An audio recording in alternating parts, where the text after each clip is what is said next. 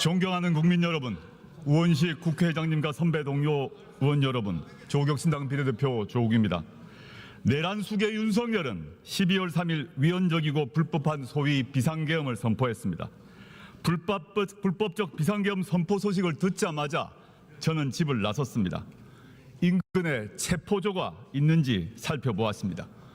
국회의사당으로 달려오면서 20대 청년 시절 경찰 대공분실에서 조사받았던 트라우마가 되살아났습니다. 그렇지만 헌법을 지켜야 한다는 소명, 내란을 종식해야 한다는 책무감에 국회로 달려왔습니다. 다행히 친위 쿠데타는 계엄군에 맞선 국민의 용기 덕분에 6시간 천하로 끝났습니다. 이로써 윤석열의 탄핵 소추 사유가 완성됐습니다. 이제 국무위원께 질의하겠습니다.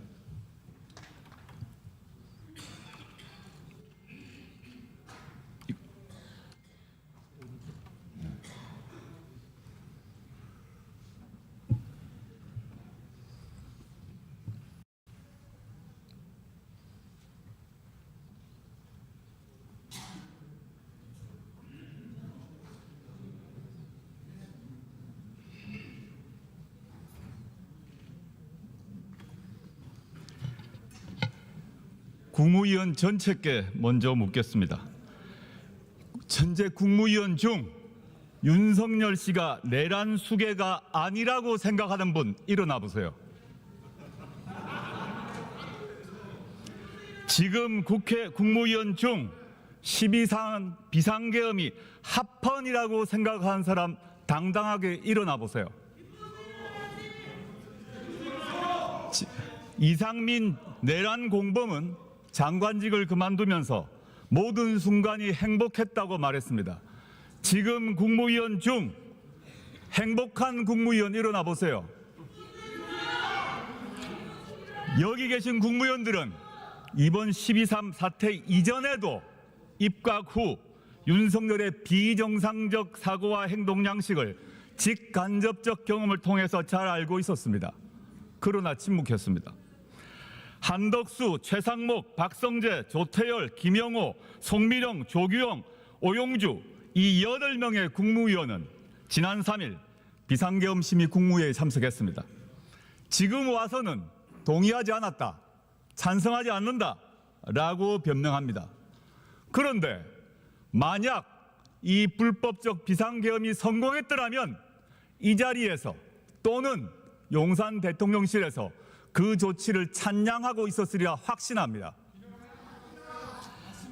내란을 해책했던 국무회의에 참석한 국무위원 중 단 한 명도 자기 직을 걸고 반대한 사람 없었습니다. 입으로만 반대한다고 말했습니다. 언제 직을 걸었습니까? 귀하들이 직을 걸지 않고 반대하지 않았을 때 국민들은 저 바깥 담장에서 밤새도록 목숨을 걸고 장갑차와 맞서고 있었어요. 목숨 걸고 국회의원들은 담장을 넘고 있었어요. 한나라의 국무위원이라는 사람이 부끄럽지 않습니까? 무슨 낯짝으로 국무위원 배지를 걸고 있습니까? 국무차관 나와보세요. 국방차관 나와보세요.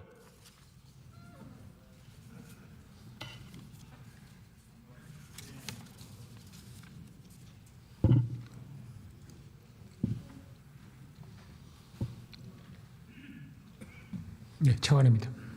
현재 국군 통수권자가 누구입니까? 예, 현재는 대통령입니다. 현재 윤석열은 비상계엄을 선포할 수 있습니까? 없습니까?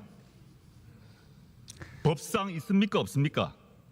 법상 비상계엄을 선포할 수는 있을 것 같습니다. 현재 윤석열은 전쟁 선포를 할 수 있습니까? 없습니까?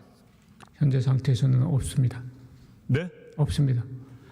현재 국군 통수권은 누가 갖고 있습니까? 국군 통수권은 현재는 대통령이 헌법적으로 가지고 있습니다. 현재 윤석열이 공군 A1기를 가지고 오라 그러면 줘야 됩니까? 안 줘야 됩니까?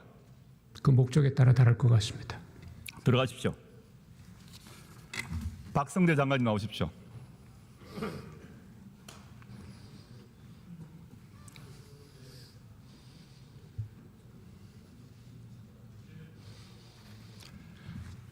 박 장관님 법률가시죠? 예. 네. 현행 판례에 따라 윤상현 의원이 말씀하신 것 말고 우리나라 대법원의 판례에 따라 계엄의 불법 계엄으로 국회를 침탈하면 내란이 됩니까 안 됩니까? 판례에 따릅니다. 판례에 따르면 국회를 침탈했다고 표현을 하시면 거기에 대한 판단은 뭐 내란죄로 판단할 수 있는 부분이 있을 거라고 보입니다. 오늘 법사위에서 법원행정처장께서는 분명히 위헌적이고 불법적인 계엄 선포라고 하셨죠. 법원행정처장의 의견은 그렇게 말씀하셨습니다. 예, 알겠습니다. 그렇다면 법률가로서 12.3 비상계엄은 합헌입니까? 위헌입니까? 의원님 죄송하지만 그런 판단은 지금 사법적 판단 알겠습니다. 앞에 두고 좋습니다. 있어서 제가 개인적으로 말씀을 지난 4일 밤에 계엄이 해제되고 난 뒤에 대통령 안가에 가셨죠. 예, 가셔서 김주현 민정수석 등과 함께 저녁을 드셨죠. 예, 헌법이 유리된 날에 국민들은 추운 겨울에 밖에서 윤석열 불법 계엄을 규탄하고 있는 그 시간에 안가에서 술 드셨죠. 술은 먹지 않았습니다. 뭐 했습니까 그러면? 저희들 사실은 그날 다 사의를 표한 상황이라서 사의 받아들이지 않고 송년회 하셨다고 했죠. 송년회라는 표현을 저희 쓰지 않았습니다. 그러니까 뭐 했습니까? 그럼 모여서 다시는 보기 어려울 거니까 우리 모든 국민들은 바깥에서 격분해서 지금 계엄 반대 투쟁을 하고 있는데 국무위원 몇 명이 안가에 모여서 안락하게 밥자리 하고 있었습니까? 우리 국회의원들은 국회에서 농성하고 밤새고 있었어요. 그 부분이 적절하지 못했다면 그건 대해서 저희들이 잘못을 인정하겠습니다. 예, 들어가십시오. 하나 더 있습니다. 하나 더 있습니다. 그걸 왜 안가에서 합니까? 박 장관님, 예, 현재 법상으로 검사장 인사권 누가 갖고 있습니까? 인사권 대통령이 갖고 대통령이 가지고 있죠. 현재도 내란숙의 윤석열이 검사장 인사할 수 있죠. 인사권은 헌법상 인사권을 갖고 계시는 것은 예, 알겠습니다. 들어가십시오.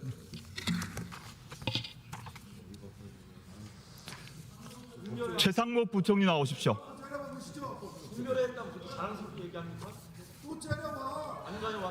최상목 부총리 나와주십시오. 박 장관 또 째려보셔. 또 째려봐. 또 째려봐. 12.3 국무회의에 참석해서 반대하셨다고 하셨죠. 네, 그렇습니다. 그런데 계엄령 발표 직후 유동성 무한 공급을 발표하셨죠. 국무회의 발표 직후 제가 그 자리에서 그 후에 하셨죠. 그 후에 한국은행 총재하고 금융 당국자들을 소집을 해가지고요. 그때가 간접적 방식의 계엄 옹호 아닙니까? 윤석열 결정에 대한 간접적 지지 아닙니까? 그 다음에 의원님, 지금 의원님 죄송합니다. 괜찮습니다. 부총리님, 네, 비상계엄 이후 어제까지 네, 주식시장 시가총액이 얼마나 증발했습니까? 100조 넘게 증발. 140조 증발했습니다. 내년도 한 해 국가 예산 670조 원의 20%가 나흘 만에 날아갔습니다. 부총리님, 네, 지난 2년간 100조 가량 세수 펑크 났죠. 성장률 1%죠. 그 책임이 누구에게 있습니까? 다 못하십니까? 네, 아니요. 정부 정책 운영에 잘못이 있다면 저한테 있습니다. 좋습니다. 부총리님, 네, 내란숙의 윤석열과는 언제부터 알았습니까?